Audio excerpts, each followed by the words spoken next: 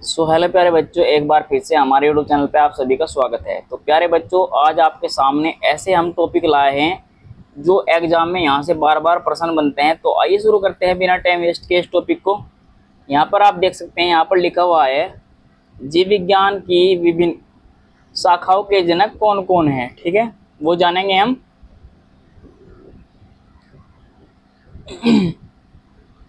यहाँ पर जीव विज्ञान दिया गया है, इनकी शाखा दी गई, यहाँ पर जनक दिए गए हैं।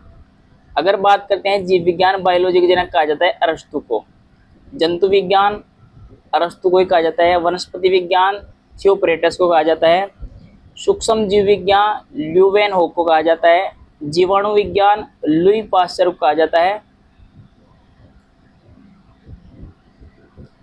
प्रतिरक्षा विज्ञान एडवर्ड जेनर। रुधिर परिसंचरण विलियम हार्वे। कोशिका विज्ञान रॉबर्ट हुक। उत्परिवर्तन विज्ञान हुगो डी विर्ज को। कवक विज्ञान एंटन डी बेरी को। पादप शरीर क्रिया विज्ञान जूलियस सैक्स को। ये आपको याद रखने हैं, बहुत ही इंपॉर्टेंट है। आधुनिक वनस्पति विज्ञान कैलोरस लीनियस को। रुधिर वर्ग यानी कि blood group cold land Steiner को। वर्गीकी अथवा वर्गीकरण विज्ञान कैरोलस लीनियस को। अंतःस्राव विज्ञान थॉमस एल्वा एडिसन को। अनुवांशिकी ग्रेगर जॉन मेंडल को। यह आपको याद रखना है। आधुनिक अनुवांशिकी की टी.एच. मॉर्गन को। भारतीय पूरा वनस्पति विज्ञान बिरबल साहनी को। अनुवांशिकी अभियांत्रिकी कोलबर्ग को। शैवाल विज्ञान विलियम हेनरी को। भारतीय शैवाल विज्ञान M.O.P. अयंगर को। भारतीय परिस्थितिकी विज्ञान रामदेव मिश्रा को। यह आपको याद रखना है, बहुत ही इंपॉर्टेंट है। औषधि विज्ञान हिपोक्रेटस को। जीवाश्मिकी विज्ञान लियोनार्डो दा विंची को। सूक्ष्मदर्शिकी एंटनी वॉन ल्यूवेनहोक एंटोनी ल्यूवेनहोक। ठीक है। जीन चिकित्सा को एंडरसन। ये आपको याद रखने हैं, बहुत ही इंपॉर्टेंट है। ठीक है। अब यहाँ पर देखते हैं कुछ और इंपॉर्टेंट पॉइंट। ये आप देखेंगे, एंथोलॉजी पुष्पों का अध्ययन किया जाता है। डेंड्रोलॉजी वृक्षों एवं झाड़ियों का अध्ययन किया जाता है। इकोनॉमिक बॉटनी आर्थिक महत्व के पौधों का अध्ययन किया जाता है। फ्लोरिकल्चर सजावटी पुष्पों का अध्ययन किया जाता है। जेनेटिक्स आनुवांशिक विभिन्नताओं का अध्ययन किया जाता है।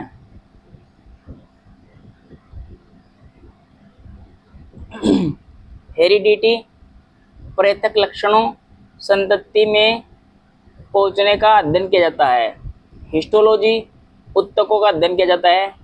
प्लांट मार्पोलॉजी पादपों की आकारीय संरचना का अध्ययन किया जाता है। माइकोलॉजी कवकों का अध्ययन किया जाता है। पेलियो बोटनी लॉजी पादप जीवाश्मों का अध्ययन किया जाता है। फाइकोलॉजी शैवालों का अध्ययन किया जाता है। फार्मेकोलॉजी औषधियों पादपों का अध्ययन किया जाता है। फिजियोलॉजी विभिन्न पादप जैविक क्रियाओं का अध्ययन किया जाता है। वायरोलॉजी विषाणुओं का अध्ययन किया जाता है। एग्रोनॉमी फसल पादपों का अध्ययन किया जाता है। हॉर्टिकल्चर फल सब्जियों उद्यान पादपों का अध्ययन किया जाता है। लास्ट वाला है हमारा टिश्यू कल्चर कृत्रिम विधि से उत्तकों का अध्ययन किया जाता है। यह आप याद रखेंगे, बहुत ही इंपॉर्टेंट है। और शाखाएं देखते हैं जो बहुत ही इंपॉर्टेंट है। एंटोनोमी इसमें दिया है शरीर एवं विविध अंगों की संरचना का अध्ययन किया जाता है। एंथ्रोपोलॉजी मानव जाति के सांस्कृतिक विकास का अध्ययन किया जाता है। इकोलॉजी जैविक अजैविक वातावरण से जीवों के विविध संबंधों का अध्ययन किया जाता है।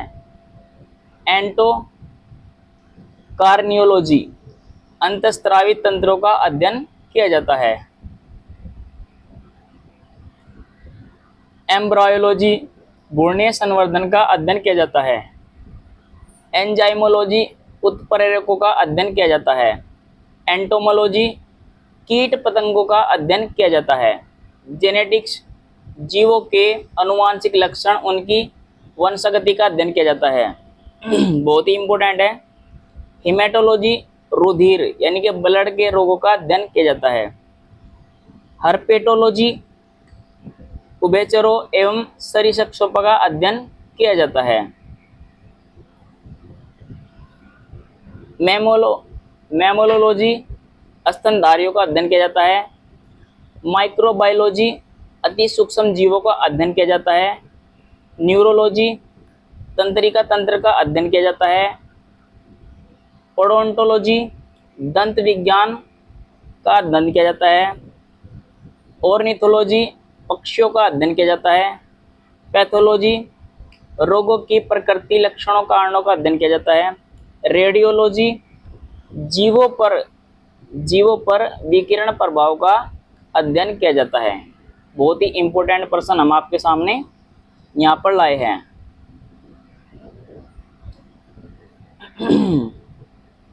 ये तो हमने आपको बता दिया अभी सारे।